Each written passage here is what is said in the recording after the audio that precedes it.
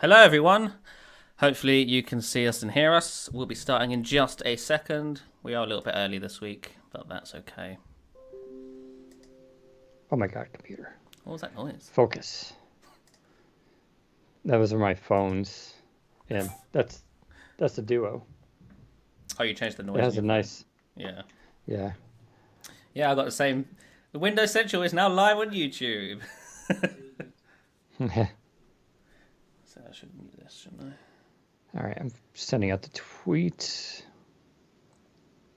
Let's make sure it's right. All right, tweet is live. I? Have we tweeted it? Did I? Why is it not showing up on my Twitter? I don't know. Use TweetDeck, Dan. It's instant. Did I spell my name wrong? No, you got it right. It just didn't show up on my mentions yet.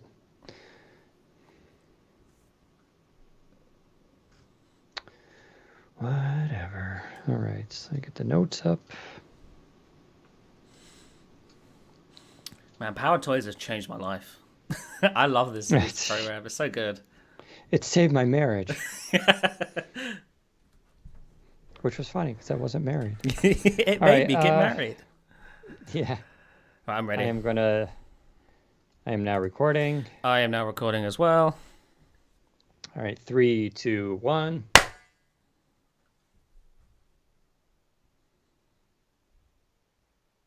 Welcome to the Windows Central Podcast, episode 218 for March 26, 2021.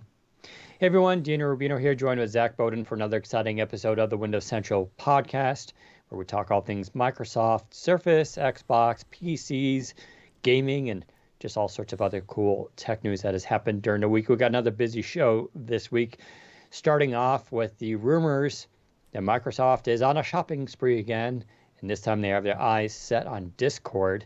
I'll talk a little bit about Razer. Apparently, you're going to switch, or I wouldn't say switch, but make a laptop with an AMD Ryzen chip, and I'll go into what that is all about. I'll also talk about some Windows 10 Insider updates, because what's another week without a Windows 10 update? And Zach has all the info on that. Jez Corden wrote a nice little editorial this week talking about, is it time for a Game Pass Lite? And we'll talk about the innovations around that. Review roundups. We had a bunch of reviews go live on the site. We'll just kind of go through some of the big ones that happened. There was also Spotify. Apparently is going to a PWA, which should make Zach happy since the previous Spotify desktop app was Electron-based, if I recall. And he hates the performance of it. Indeed. And this may solve it, as well as, backing up concepts we've had for a few years, saying that PWA is going to be the future for a lot of apps. And Halo Infinite may be coming finally November 2021. I'm going to let Zach have that story since he actually cares. I don't have anything against Halo. I just never got into it. But Zach, you replay Halo games, right? I play the multiplayer still. Okay. Yeah. But you did the whole Master Chief thing, right? And replayed them. Oh yeah. So when the Master Chief Collection came out, I did go back and play all those games again, and then I did it again when it went to 4K on the One X. I haven't replayed them on the Series X, but listen. So I thought you were a fan. I played the games enough. I know what they're about. Guess I was wrong. Anyway, how you doing on this fine Friday? I'm not too bad. I'm actually feeling pretty good this week. I have a new computer, so we'll talk about this at the end of the show. This is my thing of the week, but just to sort of tease it, I got rid of the studio. I took everyone's advice, and I just decided, fine, I'm not going to do the studio. I know it's beautiful and it has the best display on the market, but I replaced it with what Dan would call a real PC. I've got the HP Envy 32, which Dan reviewed last year, I want to say, maybe about a year ago. Yep. He reviewed the 9th generation, Intel 9th generation one. I have the 10th gen. And I love this thing. This thing's great. Like I said, I'll talk about it at the end of the show, but I've been sort of getting used to it this week, and it's really, really nice. The audio on this is A+. Yeah, it's an interesting topic. HP's been banging out of the park lately. In fact, I just got a new HP laptop today, Nice. uh, which I'll try to review. It's in a pile of endless reviews I'm trying to do. This one is the ZBook Firefly, which I've never actually reviewed before. These are effectively mobile workstations. They're geared mostly for engineers, architects, science, technology, that kind of people who do that. So it does have an NVIDIA processor, but it's a T500, so not an RTX level. This is not a gaming laptop, but it is pretty impressive. It's a 15-inch. It has a 4K matte display, which I always find I actually really enjoy matte displays. So you get the benefit of having 4K. It's a high color accurate display as well as being matte. But this is a 15-inch. It's also pretty light. I believe it's somewhere in the 3-pound range, but it has 5G. And this one actually has the 5G, Wow. which, now we're starting to get into like Dan's favorite stuff here, right? This is like kind of the laptop that does it all. Mhm. It doesn't have pen and inking. It's not a 2-in-1, of course, but in terms of just raw power, this thing's got a very beefy CPU in it. It's got a number pad. I know I hate number pads, but I know people who want a laptop 15-inch with a number pad. This is that. So it's going to be a fun one to review. Plus, it has really nice branding. They have their cool little Z logo on it instead of the HP one. So kind of interesting stuff. But yeah, I'm curious about the NV32 and your thoughts on it, which we'll talk about towards the end. But first, let's get to the big news. Yes, Microsoft they have a lot of money and they're willing to throw it around. And the rumor is they're trying to buy Discord. And this rumor started off at a couple different levels. I believe it was Bloomberg first reported it. It was interesting because the rumors also are that Discord's exploring going IPO and going public. So there's two options here. Discord can do that, go on the stock market. The problem with that, of course, is once you're on the stock market, you then have to play by the stock market rules. Specifically, every quarter you need to disclose your financials, and you need to get into this sort of never-ending cycle of growth, right? You always have to be growing, and it's a weird thing because technically there's a finite amount of growth companies can do. Twitter faces this all the time.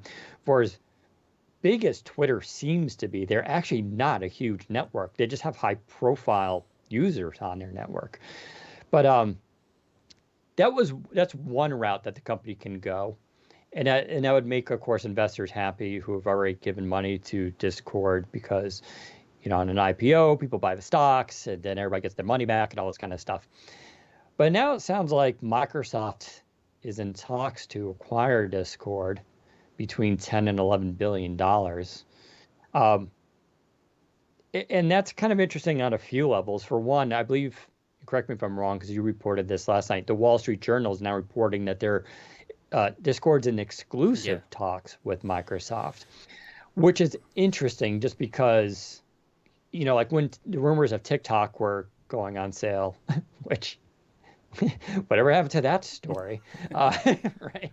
Remember all this? We're going to ban TikTok, and oh my God, and that just has gone literally nowhere. But at least there were multiple companies looking to buy TikTok and in talks, including Walmart, which is so strange.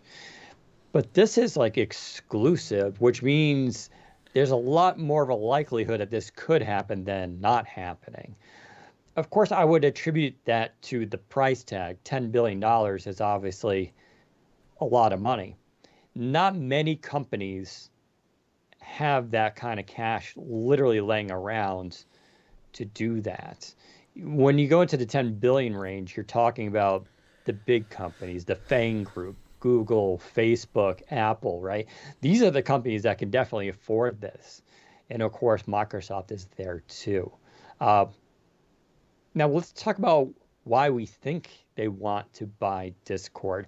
I wrote the editorial last week. We talked about Microsoft Teams, specifically Teams for consumers, or what's called Teams for personal use, and how it's not great. And it was funny, the timing. I wrote that, and then like this kind of came out like just a couple of days later. But you and I are on the same page on this. We don't believe this is a play for teams. No. Like, there's no reason to think that they're going to buy Discord and like either replace teams at any level, whether it's for personal, as goofy as that may be right now, or specifically for enterprise.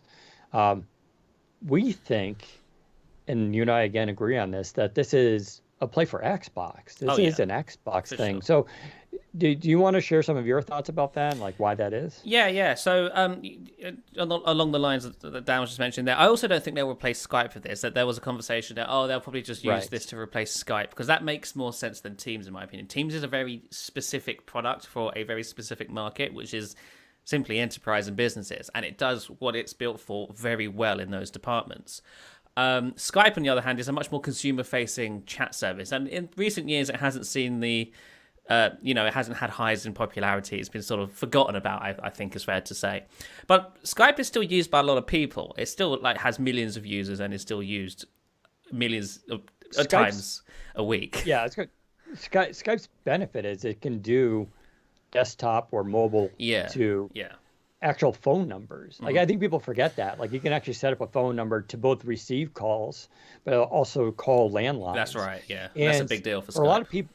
Yeah, for a lot of people in first world, established markets, that's not used a lot, but it's still the default VoIP client for desktop and mobile, and it always will be.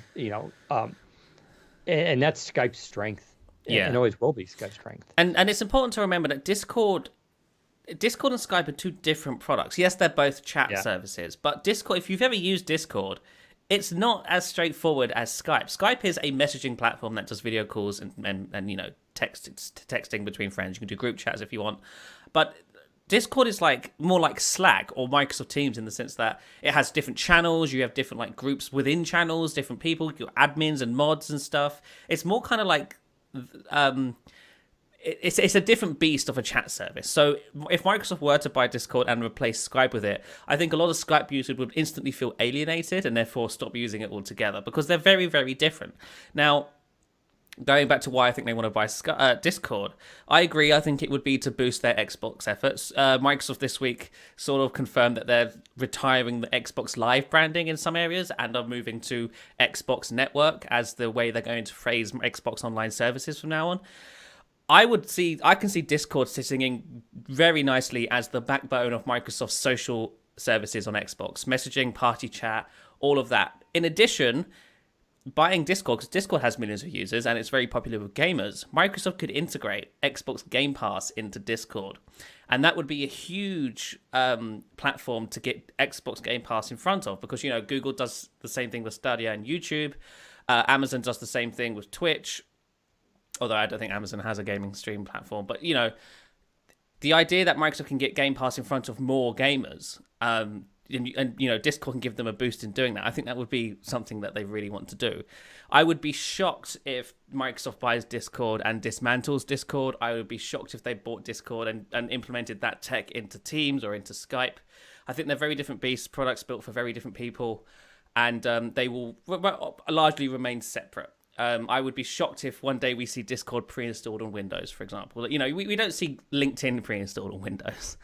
You're not going to see Discord pre-installed on Windows like you see Skype pre-installed on Windows. It will definitely be a separate thing. You might see it integrated into the Xbox app maybe, or the Xbox Game Bar. But the Discord dedicated Windows app, I really doubt would be an inbox Windows app. I don't think that's the kind of thing they're going after here. Yeah, I agree 100% that this is strictly going to be related to gaming and Xbox. Yeah. Whether consumers want to adopt it, I don't get this argument. Why? I don't understand a single thing that regular consumers or families would see in Discord. Right, yeah. It's quite confusing, I think, Discord as an app. Discord is great for channels, for groups, large groups of people, or even smaller groups.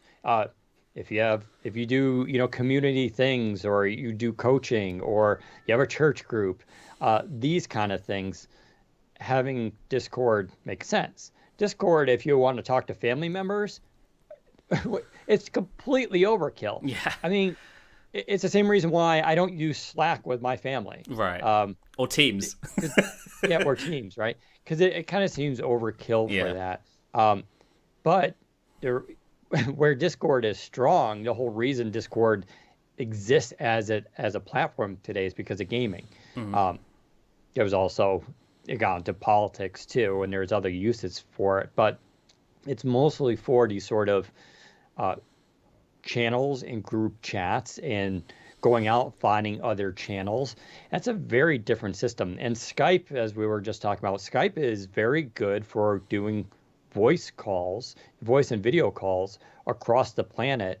And when people travel or, people move and immigrate to other countries, you see a lot of people using Skype as a platform to keep in touch with their loved ones. Sure, if everybody's on Apple, they'll use, iMessage and FaceTime, but we discussed that last week where most of the world isn't on Apple, so that's not an option. But Skype is still the default system for that. But Skype's not good at doing large channel and group chats or acting Right. like a Slack thing. And I'm kind of blown away by some of the ignorance when people just merge all this stuff together. Teams and Slack and Yeah. And Discord IRC. and Skype, they're all the same Yeah. because text goes across and you can message people. It's all the same. Right. And Discord directly competes with Skype, even though I've never been on a TV show where they're like, "Oh, do you have Discord? Because we need to call you to call into with Discord." Never happens. Yeah. I don't in even my have life. Discord installed. Yeah. And you actually talked about this with one of the reasons why Skype is a default app used for, like, for me when I call into shows. And can you explain why that is? Yeah, so As Skype, and I'm sure Skype isn't the only one, but I'm only familiar with Skype. Right. Skype has a technology called NDI built into it, which is what TV broadcasts and what we're using right now. Well, it's what these sort of productions use to pump video feed from Skype into their broadcasting app. So we use XSplit on the Windows Central podcast, which is a paid app, and XSplit has support for NDI streams. Skype also has support for connecting to an NDI stream, and what that does is essentially stream Daniel's video to an IP address, and then XSplit can see that IP address, pull in that video, and then place it on video, as you can see here on the video if you're watching live. It's a very useful bit of tech that's not every program has. I don't think Discord has NDI support. I could be wrong on that, but I know Teams does, but not Teams Free, because we tried to do this with Teams Free once, and they were like, "No, you got to pay for Teams if you want NDI," which is frankly ridiculous. So yeah, that's probably why TV broadcasts use Skype still, because it has tech like that built into it. And I think there's also a dedicated Skype client specific for TV broadcasts that some Yes. productions Yeah. use. We just use the consumer version, but it still has NDI support, so that's good enough. But that's why Dan's video looks so clear and mine doesn't, because I'm just pumping straight through the webcam, whereas Dan is actually going through Skype and using NDI, and I think that does a lot of clearing up of the video as well. Yeah, it's a very big distinction. And like you and I got into a little, I don't want to say argument, but discussion with Jez Corden, our games editor, this week about this. And, everybody's so quick to be like, "Oh, Skype is done. It failed." And someone just in chat said Skype failed. And like, I had to remind people that like Skype in 2020 at one point had 40 million active daily users. 40 million people were using it every day. How do you look at that and say the product has failed, they should end it and kill it? What is wrong with you? Like, what planet is that not valuable or it playing an important role for? You can just blow away, "Oh, 40 million people are using this. Yeah, let's just turn it off." Now, Microsoft has killed stuff in the past, but they weren't devices or things that had 40 million active users.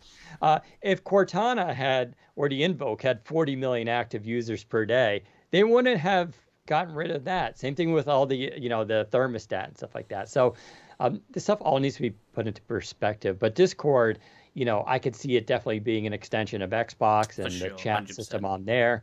And it totally makes sense because that's already the demographic who is using Discord. Yeah. Regular consumers, and here I mean anyone over 30, doesn't even really know what Discord is. And I'm sorry, that's the truth. It's not a popular app for business, and they could turn it into that. They may turn it into that. Telegram has been pivoting to become more like Discord as well as other services. They've added voice calling now. They've added like group things, and everybody's trying to also now become what's that? Now I forgot that. What's that new service everybody's using with the rooms? Oh, I know what you're talking about. I can't remember either. Clubhouse. Yeah, Clubhouse, right? That's right. So everybody's now shifting to become Clubhouse-ish because what Clubhouse does isn't particularly innovative. They were just kind of the first to get there, and a bunch of VC people in California decided to have these little exclusive meetings on there. But Twitter is now positioning there. So there's a lot of these different style of chat, and they all have a thing in common. They're all messaging and communication service, but they also serve very different demographics and purposes. A company like Facebook would like to be the one and one all be all communication platform, but that's not happening either, right? No matter how much they want to merge Instagram, WhatsApp, and Facebook Messenger all into one kind of thing. For some people that will work. For a lot of people, I think like you and myself here, we're not on Facebook, and my Instagram usage has plummeted just because I'm just not interested anymore. I don't know. This will be interesting. And to put into perspective the pricing, let's also talk about how like Microsoft would handle this acquisition, because this is the other thing I always hear about, that Microsoft screws up every acquisition. And when people make that accusation, for some reason they always forget Mojang, aka Minecraft. Yeah. They always forget LinkedIn, and they always forget GitHub, which are the three most recent massive acquisitions. And to put that in perspective, you noted this last night, something like LinkedIn, Microsoft paid $26 billion for LinkedIn. It's a lot of money. So when you think this is a lot of money for Discord, Microsoft kind of laughs and like, oh, we've done this before. The thing is, LinkedIn is very profitable. It's turned out to be a very good acquisition because of all the data in there. And the fact is, LinkedIn, kind of like Discord, has a specific demographic that's built in. It's well established. Discord is good for gamers and younger people, and LinkedIn is good for, it's the only really professional network out there that exists. And the one thing that these companies all have in common with Microsoft is they were allowed to continue to basically operate as is. LinkedIn didn't fundamentally change. There were some people got moved around within the companies. There were some deeper integrations. There was some behind-the-scenes integrations that Microsoft will continue to do. But for the most part, LinkedIn today is still the same LinkedIn as it was years ago. Same thing with Minecraft. Minecraft is still the same team operating as it was years ago, which is why they've been so successful at this. The amount of users that Minecraft has has continued to grow. It's just ridiculous. And same with GitHub. There was this concern with GitHub, which was used by developers. It's an open source community and all this. And they're like, oh God, Microsoft's going to buy this. They're going to ruin it, shut everything down. They didn't do anything like that. In fact, GitHub, a lot of people say, is as good, if not better today than it was years ago. And I think they're going to do the same thing with Discord, because that's how Nadella operates. He doesn't try to buy and swallow up companies. Now, someone will be like, oh, but what about Mixer? And Mixer, I would say, is very different. Yeah. Mixer wasn't an established community. Mixer was a young upstart fighting a huge uphill battle to go against Twitch. They had also proprietary technology, which made them actually very valuable. That technology is still being used by Microsoft today and integrated into other services. But they always had if Microsoft hadn't bought Beam, which then became Mixer, I don't think there's a strong argument that can be made that saying if Microsoft didn't buy Beam, Beam today would be as big as Twitch. I don't know anyone's making that argument being taken seriously. That was always an uphill battle. And I think we all agreed at the time that what Microsoft tried to do with it was probably the right approach. They invested heavily in it, but Twitch was already well established. But say it was reversed. Say Microsoft bought Twitch and Amazon didn't, right? I'm sure Microsoft would have kept Twitch sort of as its Oh own yeah. kind of thing and wouldn't have tried to mess with it too much. So Yeah, at most they would have integrated Xbox stuff into it and vice versa, which is why I assume they'll do Discord. They will integrate bits of Discord into the Xbox yeah, network and vice versa, just to sort of bring up revenues and stuff across both platforms. But they won't fundamentally change the products or outright kill the products. If they're already successful, there's no reason to do that. All you have to do is maintain that success. And Microsoft, as proven with LinkedIn and Minecraft and etc., is able to do that just fine. So yeah, they are looking to. Discord wants to sell for $10 billion or more dollars. As I mentioned, LinkedIn went for $26 billion. So this would be one of Microsoft's biggest acquisitions ever. And to compare, ZeniMax, which is Bethesda and a whole bunch of other game devs, went for $7.5 billion. So Discord reckons it's worth more than an entire game studio, which. I don't know if that's accurate, but crazy. there you go. And how much did Nokia go for? 7 billion.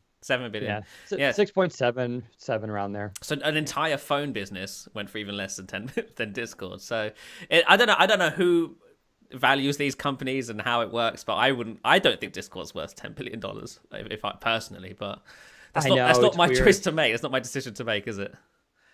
It's about the data. It's about the audience. Yeah. It's I guess it community really is worth more than physical hardware. well, because it gets to this thing, right, where it's like you can try to build a community up or you can try to buy one. Yeah. And buying one from Microsoft proves a much better strategy than trying to build one.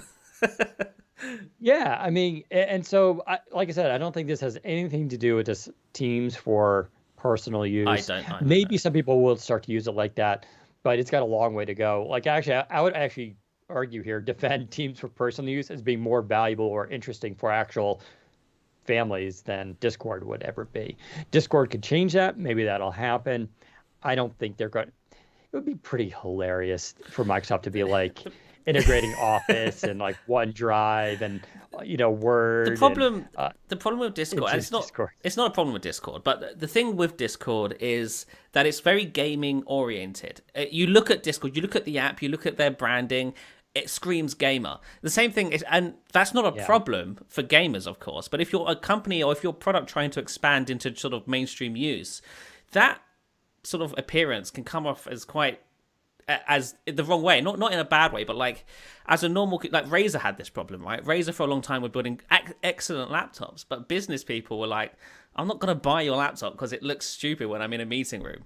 So Razer has slowly but surely started transitioning its portfolio to more sort of mainstream-looking laptops because although they are a gaming company, for normal people to actually want to buy their products, the product design needs to change. I feel like Discord is going to have that same battle if Microsoft buys it and tries to replace Skype or Teams. Like, Discord looks like a gaming chat service. I don't think my mother or my grandmother is going to want to use Discord unless they changed it up significantly, and I don't think they would do that because Microsoft doesn't want to get involved in that way. They just want to take the best of Discord, the best of Xbox, and merge them together. So that's what I think they're going to do. And I would imagine Phil over at Xbox would be a little bit mad because I really feel like this is like an Xbox Phil move, right? Yeah. And I think he would be a little weird to be like, oh God, here come the Office team. They're going to shoehorn OneDrive into this and change the. We're going to get rid of all the gamer people and mature this up a bit. Yeah. That would ruin the whole thing that makes Discord interesting. Yeah, exactly. So, but yeah, this on Xbox makes a ton of sense. And maybe, they'll invest into obviously adding new features where it makes sense. Mm-hmm. And we may see Discord shift and, adapt into new roles and usages. It's always hard to predict this stuff. If you look at where Telegram and Signal is today versus 2 or 3 years ago, I don't think most people would have anticipated that either one of those would have grown. Those were everybody used WhatsApp, right? That was you don't use SMS now. What do you use? You use WhatsApp. And now WhatsApp is kind of not as cool anymore. And Telegram and Signal have stepped up to that. But if you predicted 4 years ago that, Telegram was going to be on the rise and this popular, it would have been a weird call because Telegram was very kind of underground at the time. Security and all that people didn't really care about. So we'll see what happens. Yeah. The reports right now reckon that Microsoft and Discord could close on a deal as soon as next month. So this might happen quicker than we were all expecting it to, but we'll have to wait and see, of course. And there's also, I was joking about TikTok, but that is still literally floating out there. And there was talk with the Bowden administration about reevaluating that deal, the initial deal and all this. So, and I think Microsoft would be still possibly interested in that. So, this could be an interesting thing. But yeah, Nadella's strategy with acquisitions has been basically, it's two approaches. If it's a big established brand, let it remain a big established brand. We make connections to Microsoft where it makes sense, but for the most part, we keep it operating as is. If it's a small little company, and listen, Microsoft buys a lot of small companies all the time that barely get any attention because they're companies you've never heard of. Those do get swallowed up, right? Those are the ones that get swallowed up into Microsoft, and they get it because of the technology, right? Whatever that company made. So those are the two approaches here, but we'll see what happens. Let's turn our attention now to Razer and AMD. This just kind of came out today, and actually I don't have all the info in front of me. Let me bring it up. So the rumor comes from someone on Twitter who has a good reputation for this stuff, but it's basically that Razer seems to be making a laptop with the Ryzen 5900 HX CPU with an NVIDIA GeForce RTX 3060 GPU. And so that's a pretty powerful combo. And this would be a big shift because Razer, of course, is an Intel house up until now. All they do is make Intel laptops. And I want to be clear on this, at least what I think is going to happen. This is reported to be a 14-inch device. I'm not really sure how they ascertain that, but I think it makes sense. I don't think, and it's going to be rare for you to see, if you're a big fan of AMD, it's going to be rare for you to see existing laptops switch over to AMD. For one, most of the Intel laptops have been designed from the ground up to be Intel laptops. And I've mentioned this endlessly on this podcast about how when you engineer a laptop with a different chipset on it, you're best served by, from the ground up, designing that board for the hardware from the ground up for that specific chip. Yeah, you can swap it out, just put an AMD chip in there and do a different board, but you're not optimizing for that chip necessarily. So I do believe this will be a new device, and a 14-inch one actually would be new. They don't currently have that. They have a 13.3-inch Razer Stealth. That's their gaming ultrabook. They have the 15-inch with a GPU in it, and now they have the Razer Book 13, which is actually like a 13.5-inch, but 16 by 10. And that's a non-gaming device, and that's also, as Zach was pointing out, they're pivoting towards professional use. So if they came out with a 14-inch, like that's not weird, right? HP now has a Spectre 14 as well as a Spectre 13 and a Spectre 15, right? So doing that is not weird. But they could do this. They can still keep Intel happy because all those laptops will be still Intel laptops. They would have a new 14 that would be an AMD. And listen, they'll go from there in terms of seeing how the laptop is received, performance, if it's popular. Later down the road, maybe they'll shift. But as I said before, Intel picks up a lot of costs with these companies. They do a lot of co-engineering with these companies. And there's financial reasons why they keep dealing with Intel that AMD has a more difficult time competing with. So while we all may be like, yeah, but AMD is so whiz-bang faster, why wouldn't any company go with it? Because it comes down to money. It's that simple. You have to ask the question. You're not privy to how this industry works. It's about money. And Intel has the money. So I'm excited, though, to see this. I think it'll be an interesting form factor. There's a lot of questions. Are they going to do 16 by 9, 16 by 10? My gut tells me 16 by 9. Razer's been pretty committed to that as a gaming resolution, which I think is the accurate one. 16 by 10, as cool as it is tougher for gaming because while newer games are better at adjusting towards that resolution, older games aren't. And gaming companies typically don't want to sell laptops that have exceptions, little asterisks, like may not play some old games as well. No one wants to hear that. So I think it'll be 16 by 9. But this will be good. AMD needs to have another win in their column, and this would be good for that. So we'll see what happens. I don't think this will be announced. Well, I don't know. I really don't know. But maybe not to the fall, but we'll have to see. It could, who knows? Razer's, they're pretty good with keeping secrets. So yeah. So that is that with the Razer and AMD news. We'll see what happens though. Let's shift to Windows 10, your specialty here. What happened with some insider builds? All of a sudden we got some new icons. Oh my God. Yeah, and this is quite a big deal because let's be honest, Microsoft hasn't touched the iconography in the File Explorer for maybe 10 years. Well, maybe since Windows 8. So getting there, almost 10 years. So yeah, this week build 21343 rolled out to the Insider Dev channel. And as I mentioned, it includes a whole set of new Fluent icons in the legacy File Explorer app. So this is Microsoft's continued efforts of rejuvenating the Windows UI and UX. This is all part of Sun Valley, which is supposed to ship later this year. And there's a whole bunch of new icons in the File Explorer, and indeed some other legacy areas of the operating system. As we've talked about 100 times on this podcast now, with Sun Valley, one of Microsoft's goals is to sort of modernize legacy UI parts of the operating system as much as they feasibly can. Of course, they can't go all out and just replace everything with XAML, but they can do bits and pieces here and there just to make the rest of the UI feel a little bit more consistent with all the legacy stuff and vice versa.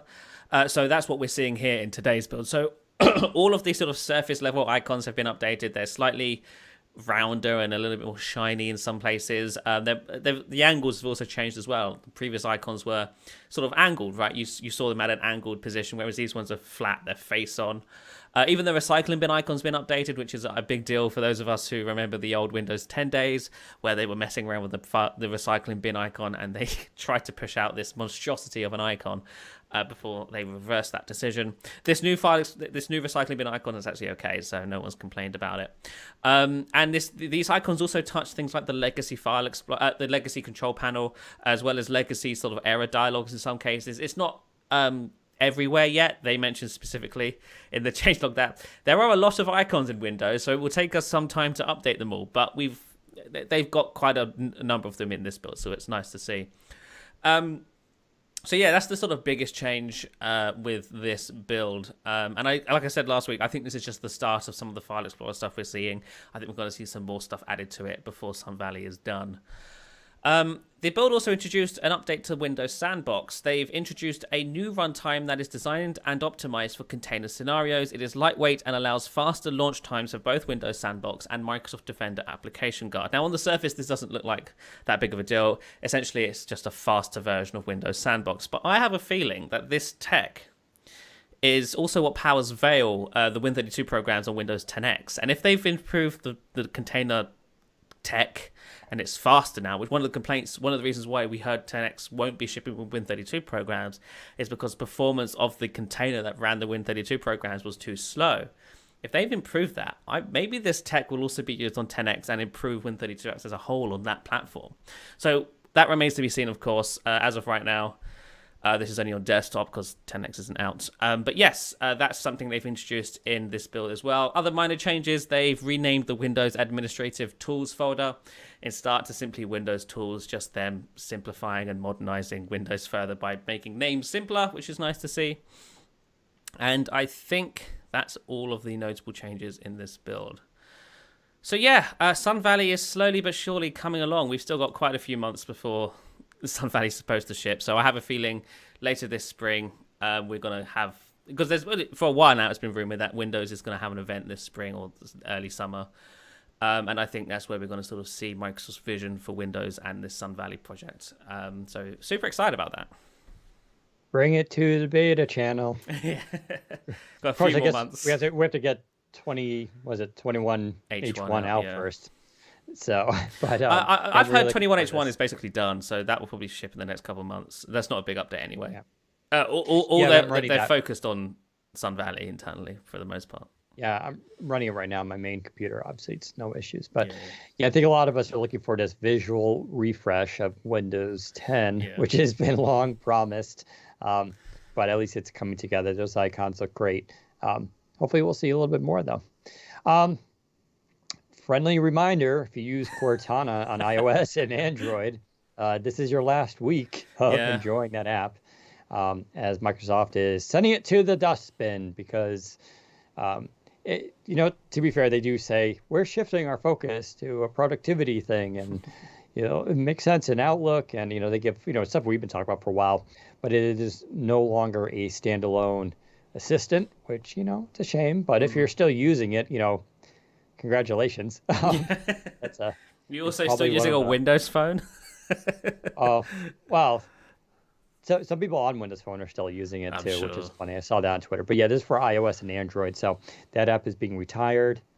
We've talked about Cortana endlessly in this podcast. So um, maybe, you recommend, well, you tried using Alexa on your Android phone, It's all but right. It's not great. and my computer, I have it on my computer and it Oh, do just went you? off. It's Oh, kind of wow. funny. Yeah, HP has sometimes built that stuff in. But yeah, I use the Google one is. Did that go off too? Man, they're all going off now. The Google one is the best one. Yeah, in terms of actually using info, it's actually really fun to use on Surface Duo because it's closed. Mm. It makes it, you don't see anything pop up on the screen.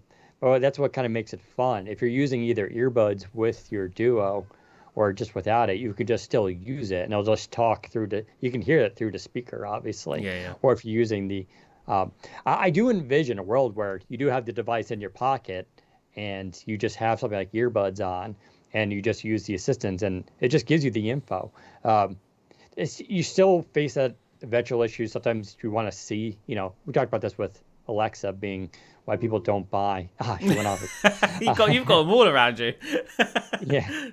Um, there's this issue of like some people need a still visual thing, and Google will do that, but yeah, I don't know. So I recommend using Google if you're on iOS. Yeah, I guess Siri. You can actually use the other services now. Yeah. Siri looks the coolest. I think it Yeah. actually looks nice, I but do like Siri. what it can, yeah, but what it can do is pretty limited. Yeah.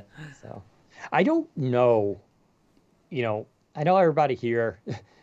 No one likes to put Apple more on a pedestal than Windows Phone or Windows users, which I never understood. I think a lot of them is because they don't actually own Apple products. They're always reading articles about how awesome they are.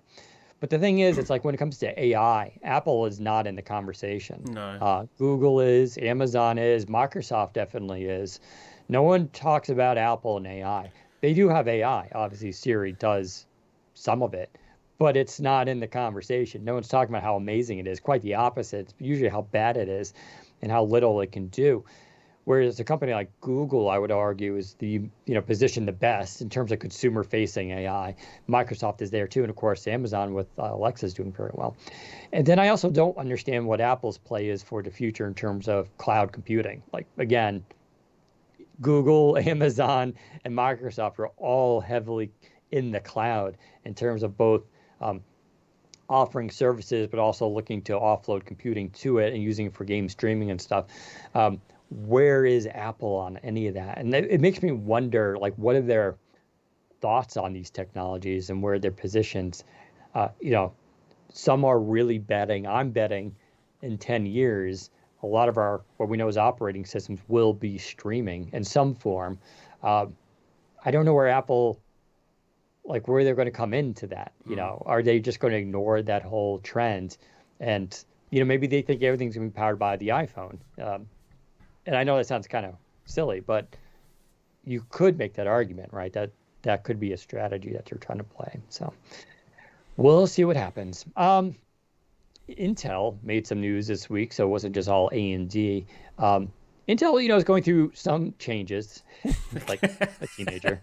Obviously, Intel's been bagged on pretty heavily by everyone, whether it's the tech press, whether it's analysts, whether it's actual chip makers like Apple or AMD or even Qualcomm are all gunning for Intel because they're the biggest guy in the room. They have the most to lose. They've been around the longest. And they've all arguably rode on their coattails for probably way too long. They have a new CEO, Pat Gelsinger. He's an engineer. He's been around for a long time. And he's already making big moves. And this big move this week that was announced was they're opening some more foundries, including one, I believe, in Arizona. These are where they make the chips, basically, and it's a hard process. A lot of companies, like Apple, doesn't make chips.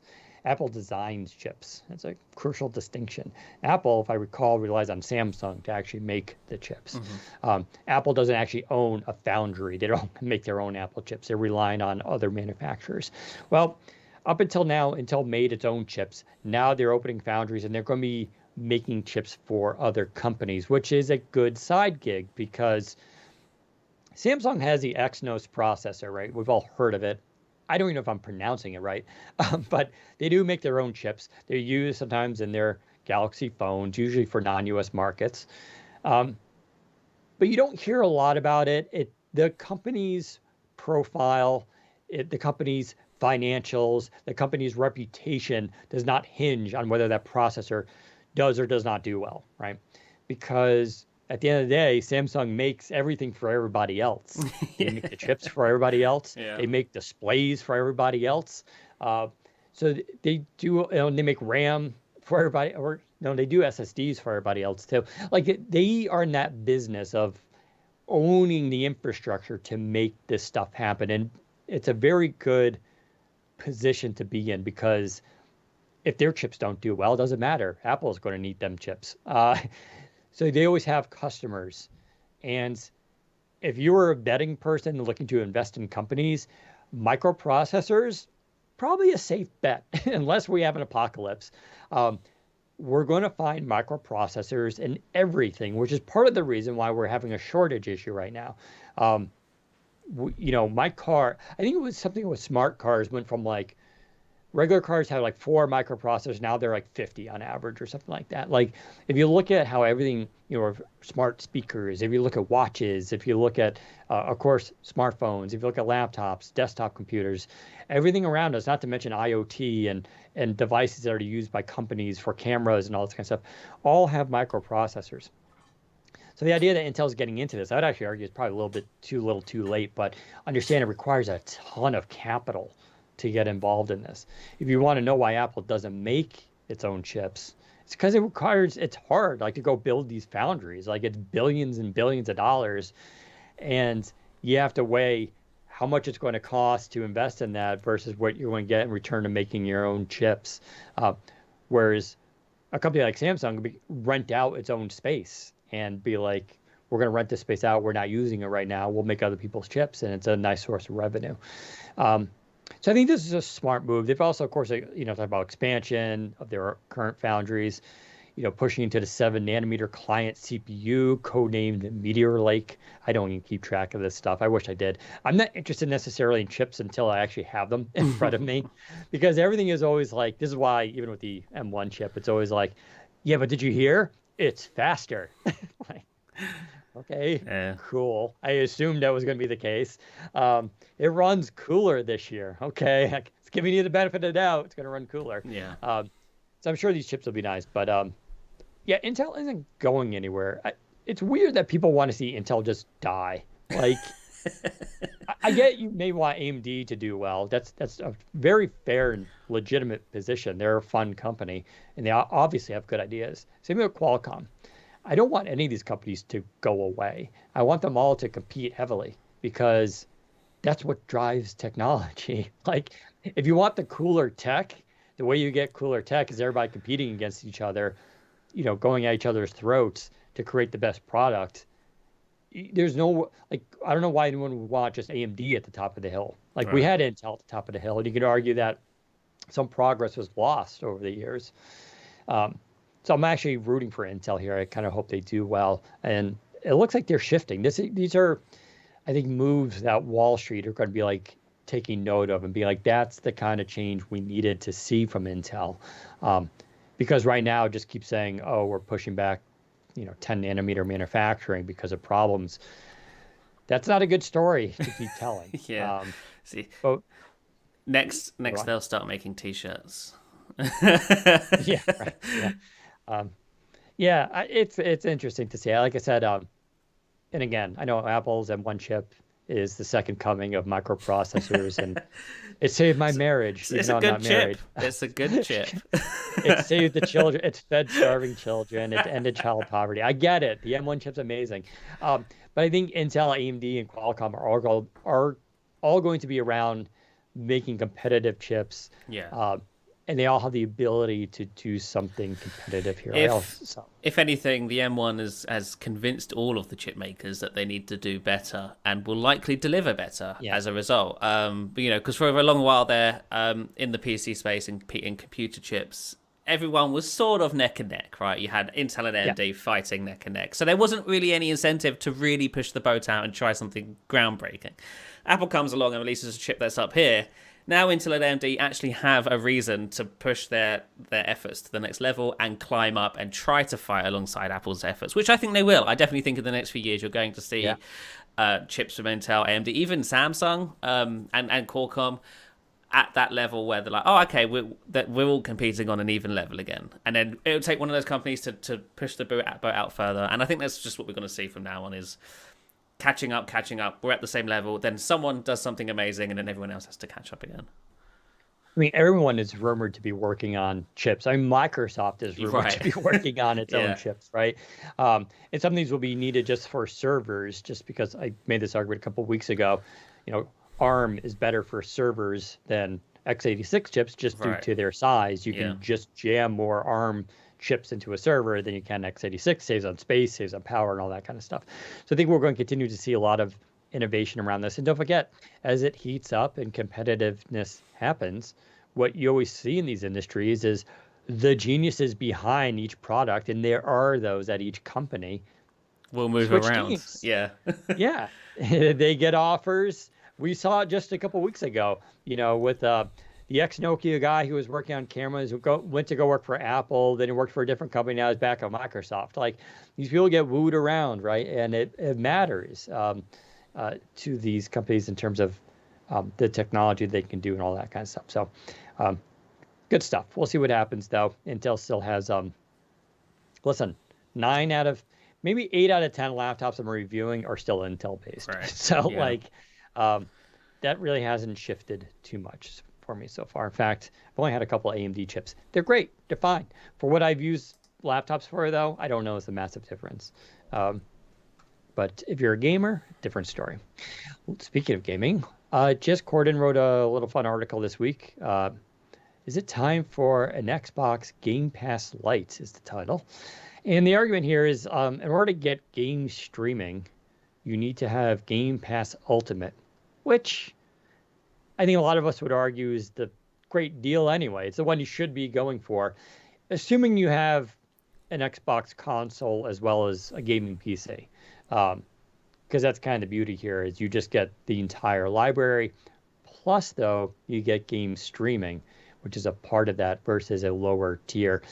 And he's basically saying that this is a better option for not necessarily hardcore gamers, but people who are a little bit more casual. Maybe they just want the game streaming ability. They don't care about having, it on the PC. There's also, of course, this idea of family plans. And you and I, we don't use family plans. And I kind of, it's not that I don't get them. It's just, it's not on my radar. But then you hear about people who have families and how important family plans are. This was an issue with Spotify for years, too. And they had a, and even with Groove, there was always that issue. There wasn't like a family plan, or I'm not sure if they ever did a family plan. But this idea of family plans is pretty important. And I don't know. What do you think? Do you think Xbox, specifically Microsoft, will eventually offer tiers for its Game Pass? And should they? Or should they just try to milk it all for $15 a month? If I know Microsoft loves tiers. They love SKUs. They love different versions of the same product. So I wouldn't be surprised if eventually we see an Xbox Game Pass Basic or Go or whatever they call it, a lesser, slightly cheaper version of Xbox Game Pass, which may or may not include, multiplayer capabilities, or maybe it has only a specific set of games, and if you want access to the full library, you pay more. I could totally see that happening. If it makes it more approachable to newcomers, I don't see why they couldn't do that. As long as they don't increase the price of the top tier one, I think most people won't be upset. But introducing a cheaper one, I don't see what the problem is. Because I think there's a lot of gamers, or a lot of mobile gamers who don't have an Xbox console, who won't be playing games over multiplayer using Game Pass. And therefore doesn't need to pay for the Ultimate Edition, because that includes Xbox Live Gold and stuff.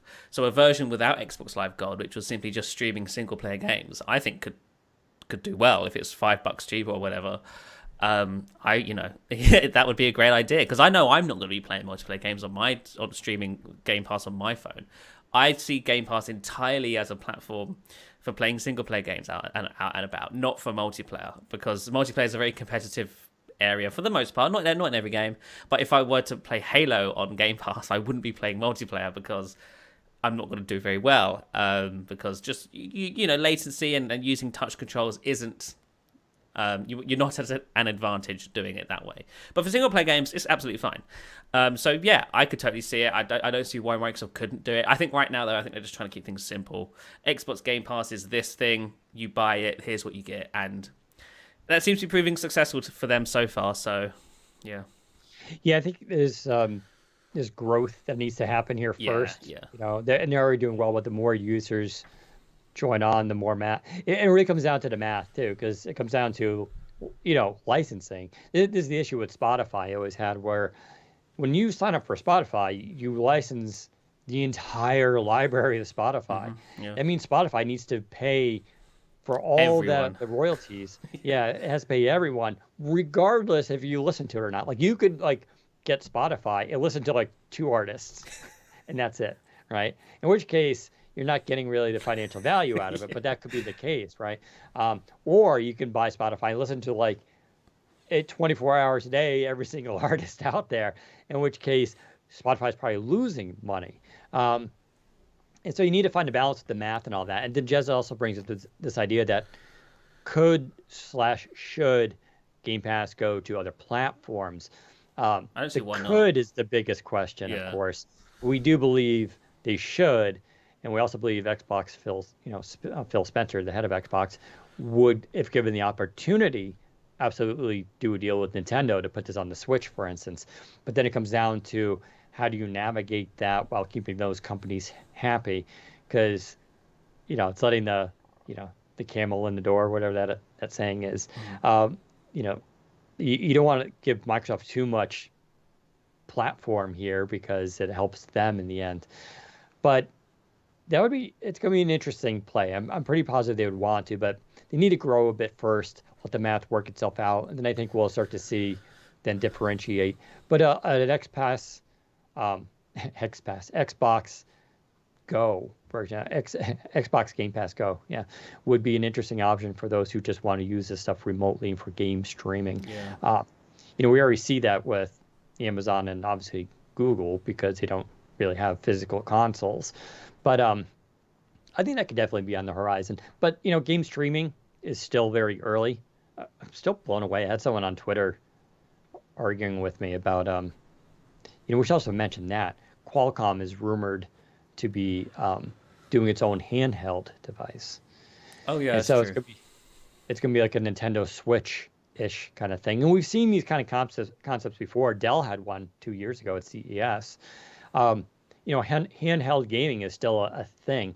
And Qualcomm apparently is going to release this, sell it directly to consumers, as well as partner up with carriers because it presumably will have 5G built into it as well as Wi-Fi. It will, of course, have the latest Qualcomm chip in there. And I had a lot of people like, why would you get this over just having your phone? And I can think of multiple reasons. First of all, having a dedicated device allows them to put in what's rumored to be the 6,000 milliamp battery in this thing, which is a pretty substantial battery. I don't, using the Duo for game streaming is awesome, but it kills the battery. Yeah. It's going to kill the battery.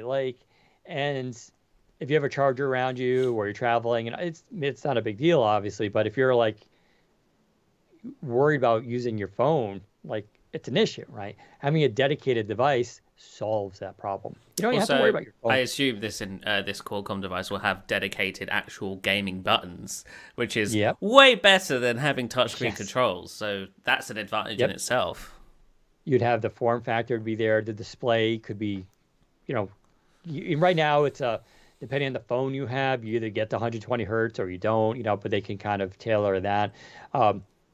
And also because this would be a dedicated device meant for gaming and handhelds, the thermals are going to be better on this because they can build the thermals. And they even said it's we'll be able to push the chips harder and faster than your current phone because it's a bigger device. It could even have some form of active cooling, if not passive. Right. Like they don't need to make this a waterproof device with no vent holes, right? They could have vent holes on it, and so you're going to get a better performance out of this. So, but I had someone arguing like how they don't see this, like they're like, oh, this is still so far off. I'm like, dude, it's happening. It's happening right now. You're in it. Yeah. We're in the beginning of game streaming. This is the beginning. Like, I know 5G isn't great right now. It's going to get better. Like, it's going to be more widespread.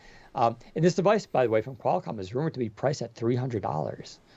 Like, $300 for a handheld. You're in the Nintendo Switch area now. And a lot of people say, well, Switch has the library. True. But this is also rumored to be launching with the Epic Game Store, which would be pretty massive. And there's obviously, you throw game streaming on there with like Xbox and all this kind of stuff. Like, I don't know, there's a lot of good reasons to go with that. I'd also argue the Switch, and I own the Switch, I have the Switch Lite, limited edition, Pokemon edition. Even though I don't care about Pokemon at all, it just looks cool. The Switch hardware is terrible. Yeah. It's so it's plastic, garbage. screen's super Plastic, low res. it creaks. Yeah, it's like 720p. The battery life isn't amazing. The ergonomics are pretty terrible. Like, if you buy a Switch, I kind of feel like you have to buy third-party ergo handles for it just to make it comfortable. And there's some really good creations out there now, but like it's not good hardware at all. It's only good because of the library. So it works both ways. If you make very good hardware, but maybe your library isn't as big.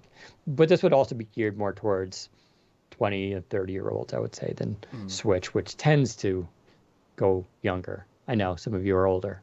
Listen, I have a Switch. I'm old. I get it. But we'll see. All this stuff is pretty interesting stuff. So Game Pass Lite, maybe. I think it will still probably a year off before that would happen. Let's go through some reviews. I did the LG Gram 17. Finally, I've been talking about it for weeks. It finally went up. So go check out that review. I don't want to spend too much time on it. Gram 17. It's a 17-inch laptop that weighs less than 3 pounds, which is still bonkers. It was introduced 3 years ago. This is the third iteration. I'm always amazed by some of the small changes that they make to it because it overall looks the same, but it's actually a lot going on with it. Intel 11th Gen. It is a U series processor, so this isn't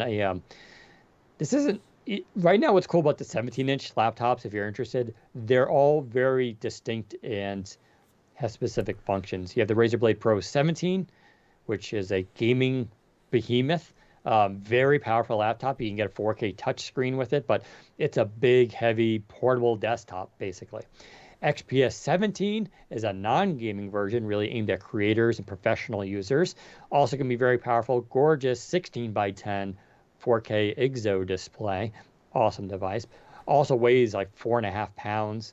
The Razer weighs 6 pounds. Like, these are big, big devices, right? Technically portable, but you know what I'm saying.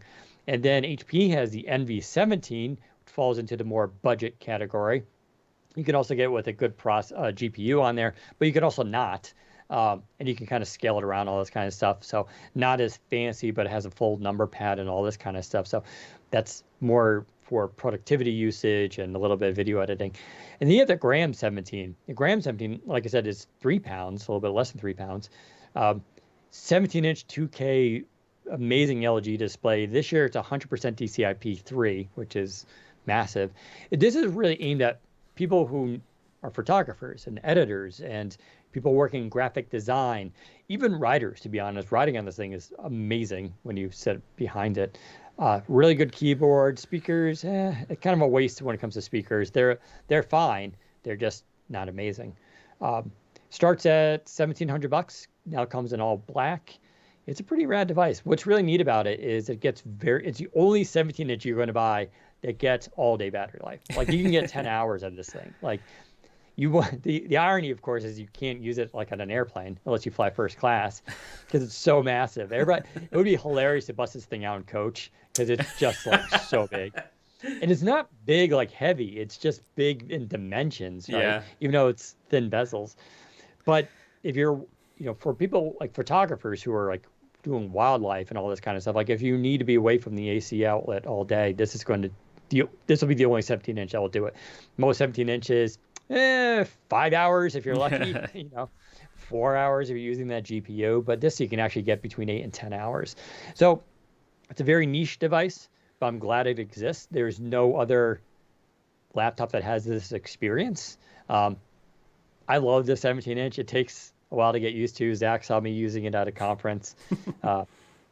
And I was so comfortable riding on this thing because it's just my eyes don't get tired. It's great. For me, and I assume they haven't fixed this because I don't think it's the thing they need to fix. But for me, I just don't like how flimsy it feels because it has to get that lightweight. It needs to be made out of plastic, right? And plastic. Well, it's not plastic. It's magnesium alloy. Oh, this is magnesium now. I'm sure it's plastic originally. I think they always use magnesium. It's okay. It's a very thin metal. It's very thin. Yes, it definitely is. The black one, I will say, feels more metallic than previous iterations. Yeah. But you're right. It's very thin, so you get some flex here and there with it. That said, it's not delicate. It is mil standard 810G or H. Yeah, I'm sure. Rated. So it's built for drops and all this kind of stuff. I didn't drop mine, but it's a tough laptop too. So $1,700 on Amazon. You can also order from LG. Go read the review. I should also mention we reviewed, if you're into desktop SSDs, not my forte, but Cale Hunt did a review of the XPG Gamix S70 PCIe 4.0 SSD. The important thing there was the PCIe 4.0. If you haven't been following, that is the new modern standard for SSDs. We're starting to see them in laptops, and we're starting to see them in desktops. You need to have the proper motherboard and PCIe 4.0. But whoa, boy, there's I was joking before about processors. Oh, it's faster this year. PCIe 4.0 is no joke. It is ridiculously fast compared. It's like twice as fast for read and write speeds as what we currently have with PCIe 3.0. So if you're building the ultimate desktop where you're into gaming and all that kind of stuff, this is what you want to be looking at. Cale says this is the fastest one he's actually reviewed so far. So go check that out. Dan Thorpe Lancaster reviewed the Secret Lab in APE. Am I pronouncing that right? AAPE. They've also teamed up with Razer before. Gaming chairs, I'm using the Razer Isker. It's the one I recommend. It's also, it's not, the Razer Isker isn't necessarily cheaper. These are all pretty expensive. Secret Lab is up there. Let's just say that. Secret Lab is one of the top brands for gaming chairs. In fact, $489 for this guy here. But it is stylish. It is cool. They're all a little bit generic in that sense. That's why I actually like the Razer one. It has this very innovative back support for the lumbar. Razer didn't just stick a pillow back there and said, here's your back support, which is how literally every gaming chair does that, including this one. It's like you got a pillow. Yeah. But the design on this is really nice too, and it's very stylish. So go check out that review. And then you reviewed something. This is an odd one because usually Zach doesn't do hardware unless it's a secret Surface device that was never released. Yeah. But you reviewed FlexiSpot. So what the heck is FlexiSpot? So FlexiSpot is a company that builds desks, usually sort of stand-up desks, like ergonomic, sort of keep fit kind of desks. And they now build what they call a Desk Size Pro V9. So I guess I say now, I guess they've made 9 of them. But they reached out and asked me to review the latest one. And what this is a sort of mini desk with an exercise bike built into it. And the idea is that this is built for people who work from home or work in an office all day, who don't get a lot of time outside, who want to sort of try and stay fit. So you can be at a desk on your laptop typing away and pedaling at the same time. So I've been using it for a week and a half, maybe 2 weeks now, on and off. And my thoughts are, it's a cool idea, but you really have to be invested in the idea of keeping fit.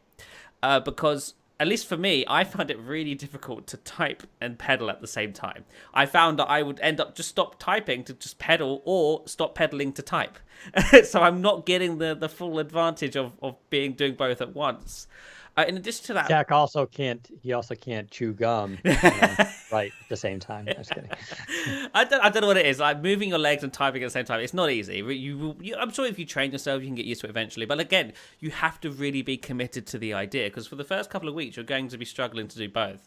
In addition to that, because it's a desk, the actual exercise bike part of it isn't amazing. If you're somebody who's really into fitness and really into exercising, you know that the burn is really where you want to try and aim when exercising. That's where you feel most productive. That's where you feel like you're actually making a change to your body.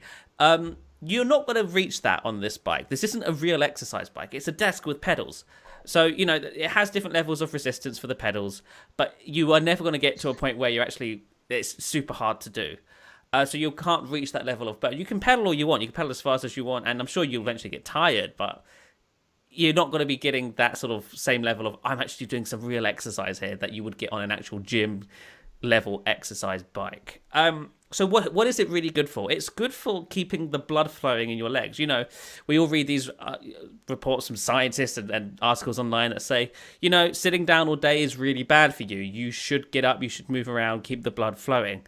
This bike is a great solution to that, because now you don't have to get up, but you can just start pedaling whenever you feel like you need to get your legs moving. That's great, but you're not going to be losing any weight or, you know, burning many calories doing that. It just keeps the blood flowing. And again, you have to really be committed to this idea, because this is an expensive desk/bike. It's not cheap. I think it's in the US right now, it's $400.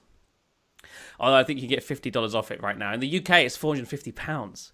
That's not cheap, right? And so you really need to be invested in the idea that, you know, I want to be able to pedal whilst I'm at a desk. Otherwise, most people can get up and go outside and walk around for 20 minutes. And that's totally free. Ew. Go outside? So, yeah. Literally, Go on. I was going to say, because we have now warm weather where I am, I feel like the entire city of Worcester has been walking in front of my house for the last 48 hours. It's just like everybody's just out walking. I'm like, stop, go away. Yeah.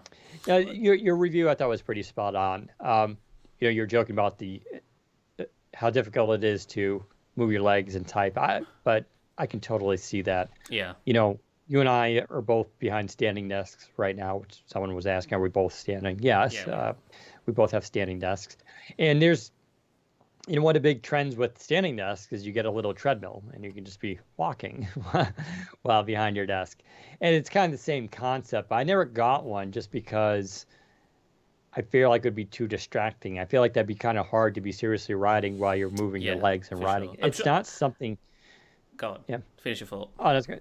I was going to say, I don't think it's something that most of us have practice in. Right. It's something I think maybe you can get used Right, to. yeah. Although then you might have the opposite problem, like you're sitting down at the airport, like I can't work like this. I got to be moving my legs, and you have to carry around your laptop. Yeah.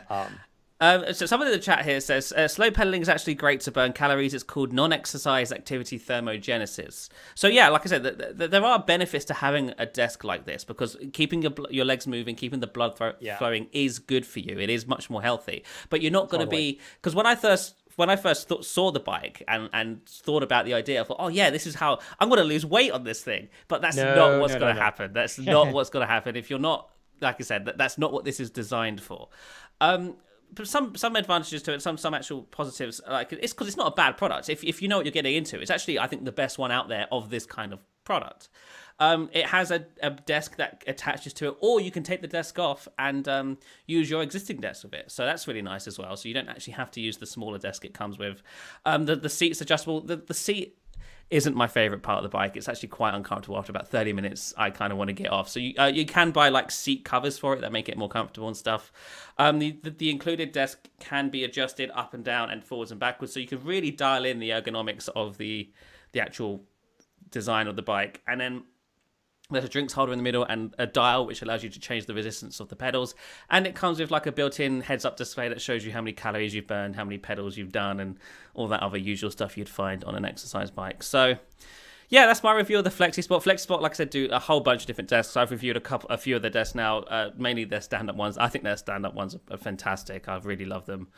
And this Desk Size Pro it's a different kind of desk. I think it's still a great one, but like I said, you really have to know what you're getting into if you want to use one, because I wouldn't be happy with it as my only desk, put it that way.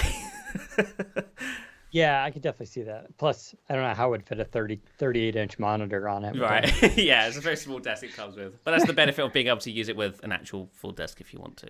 But there's definitely something to be said about like the movement and keeping the blood flowing. I try to, being stuck at home all the time. I used to go to the gym 5 nights a week. Yeah. And I haven't done that in a year. So I'm just like atrophied. But I try to, like, I go downstairs.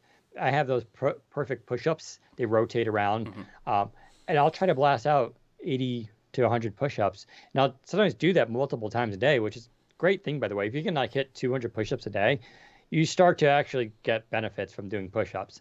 But I do that because it helps the blood going, warms me up, and there's something to be said. I started exercising a long time ago, and it wasn't because of fitness per se. Yeah, that was a side benefit. But I kept reading studies talking about how basic cardio exercise, light cardio, light walking, what's called low intensity steady state, Wow. is good for your brain. That it's good for cognition. You think better, memory improves. And at the time I was in grad school, and I was like, I need to be smart. I'm going to do everything I can to be smart here. And so I would exercise just for that effect. Getting in shape and all that was sort of a secondary concern for me. So there is something to be said about, even if this product isn't specifically for you, it's something to consider and to look into if you're stuck behind a desk all day. Getting a standing desk is definitely a step in the right direction. It takes a while to get used to. Some days I sit down, it depends. Some days I'll keep the desk up and work all day like that. So it really depends on that, how you use it. But yeah, this is important stuff for a lot of people, so it's good to see. But it's no Peloton, is what I'm hearing you say. All right, yeah. If you want to do some exercise, you want to buy a dedicated exercise machine. I'm surprised I haven't bought a Peloton yet. They're expensive. I know. It's that whole idea of a monthly subscription and all that kind of stuff. But Yeah. we'll see what happens. Anywho, that wraps up our reviews for this week. Let's quickly talk about Spotify. Spotify came out with some news this week that they're revamping their desktop app for Windows as well as Mac. Now, this is not out as... It's rolling out. I already have it. Oh, you do have it? Yeah. How do you know you have it? What version is it? It's the same. I think it's a back-end change. Like I think they've been A/B testing it for a while, but I have it now. The UI is almost identical. Like you probably won't notice it, Dan, until the biggest difference is the sidebar on the left is a lot different, but the actual main sort of UI isn't. So yeah, I have it. So yeah, they announced that they're going to be updating their desktop app on Windows and Mac to use essentially the web app. The web app's been around for a while. You go to open.spotify.com. That's existed for a long time. We've talked about it plenty of times on the podcast before. But they're essentially replacing their desktop app with that. But not in the way you're expecting, because it's still a Win32 program. It's still kind of heavy. It's not like a true web app, if you will. It is like using their website and using web elements, but it has local integrations. Like you can download music offline now. If I jump into preferences here, and I assume this is tied to it. So I see save to your library. Is that offline play, or is that something different? No, that's just like songs. Okay. Yeah, so if you going into setting, I'm just looking at it now. The option, you can change streaming quality here and stuff. So they have added a lot of those legacy desktop application features. What's the streaming? Because there was a weird thing with the web app, right, where you couldn't change the streaming quality. There's now the options of automatic, low, normal, high, or very high, which I assume is what the desktop had. Right. Okay. So I think that's a distinction. You could change it. You couldn't go over 280 or something like that. Oh, maybe. Or yeah. some weird. Yeah. So I like it. I mean, it's not a drastic change, I don't think. Maybe some people who are heavy Spotify users might notice quite a few differences. Like someone in the chat mentioned that the web app doesn't have the ability to change the playback speed. So if you're listening to a podcast, some people like to listen to podcasts on like 2x speed, and the web app doesn't have that yet.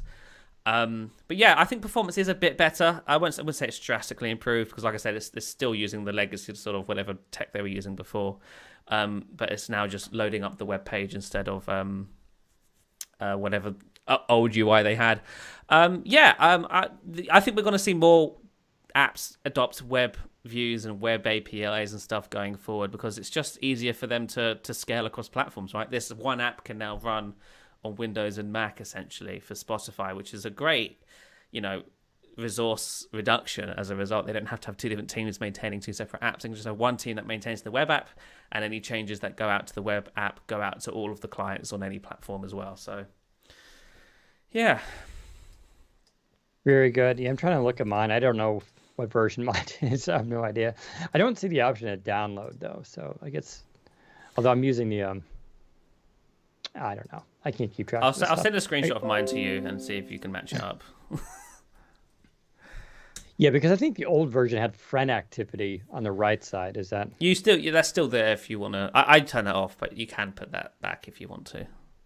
Oh, I just sent you a screenshot of mine. If you click on your library, that's what it should look like. got it. You can see how little I use Spotify. I have one playlist.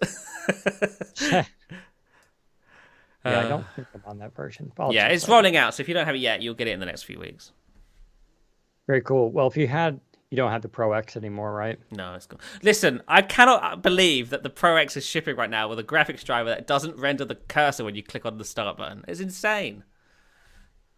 It's such a minor thing that I never would have noticed.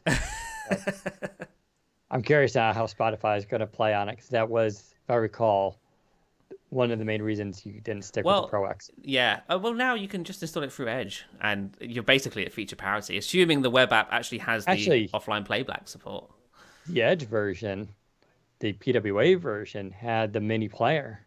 Yeah, it does. I wonder if this does as well. I think it might. I know. You would think it would. It's such a cool feature. Oh, it doesn't. At least not that I can see. Yeah, weird.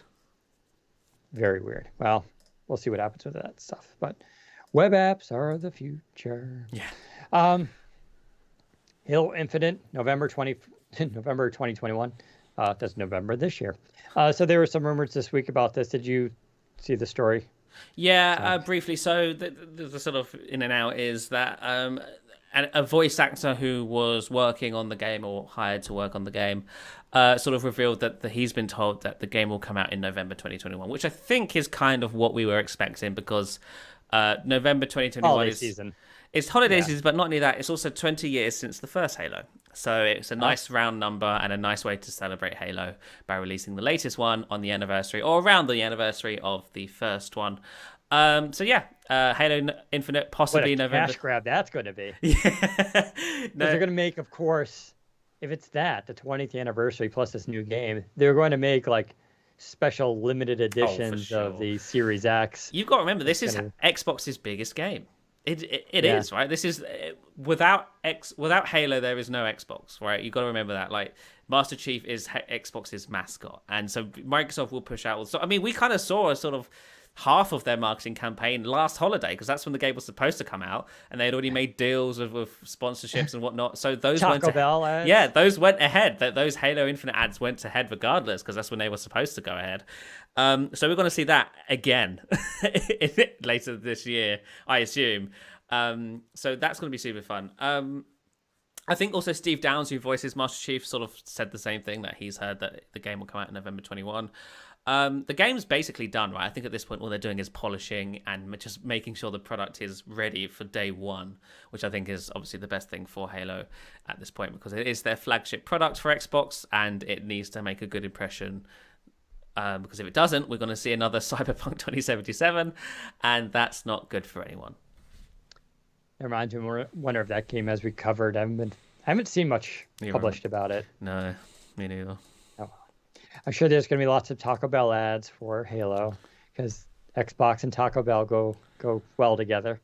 Limited edition Xbox. We could already write the headline right now, right? That Microsoft announces limited edition Halo anniversary Xbox console. Goes on. I can write that right now. Get that SEO content going. Yeah. Do.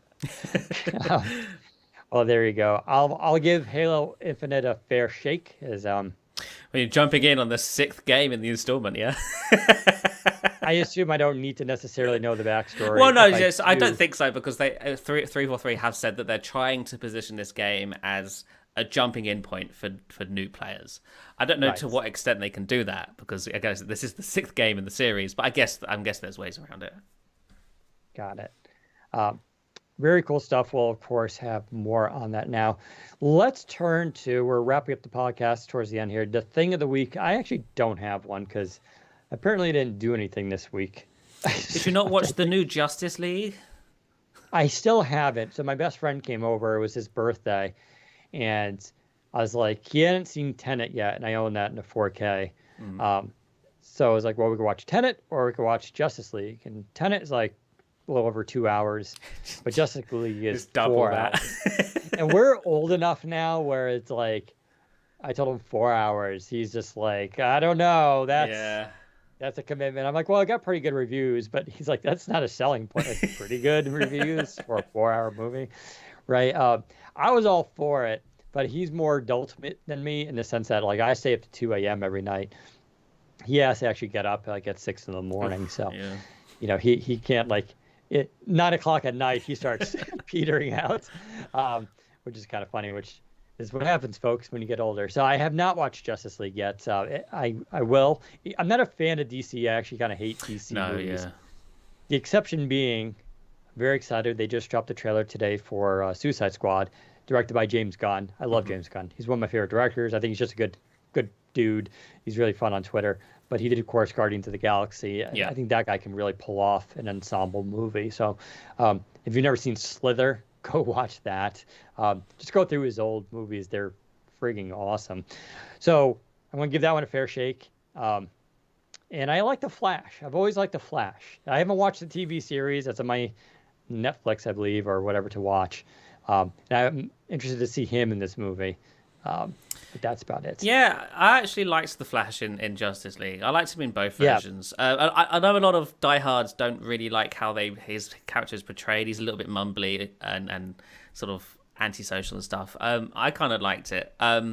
The Zack Snyder version is, as you mentioned, it's a lot longer, but I also it's a much more coherent vision. I think the problem with the first Justice League is that it's very clearly the combination of two different visions clashing, and also the original, the theatrical release, was very much trying to mimic the MCU vibe of superhero movies, which doesn't really fit the DC universe. I know, like DC universe movies are a specific taste. It's a lot more gritty, a lot more darker, and a lot of people who watch those movies actually prefer that. So when Justice League came out in 2017, and it was a lot more happy-go-lucky, very colourful, like lots of jokes going on, a lot of actual fans of DC universe movies were not happy.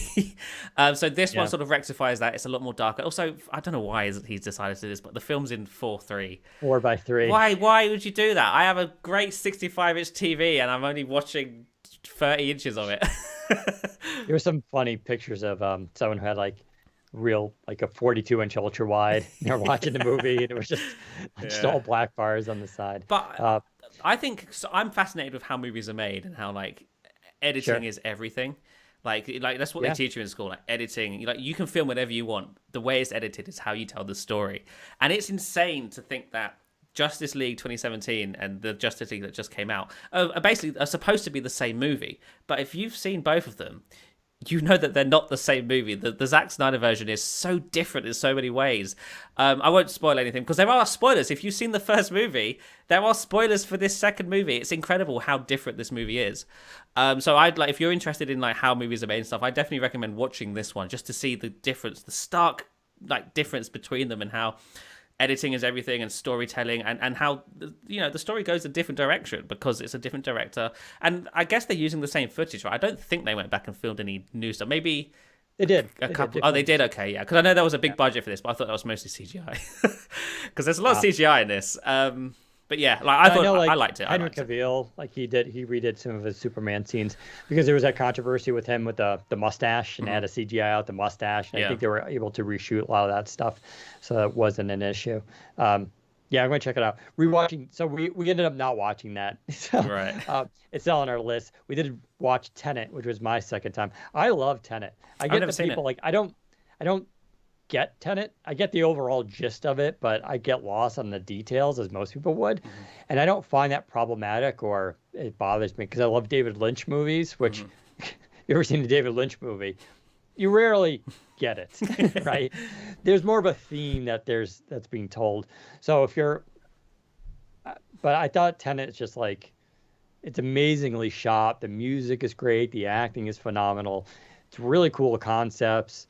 And it's a movie, you can rewatch multiple times and keep getting stuff out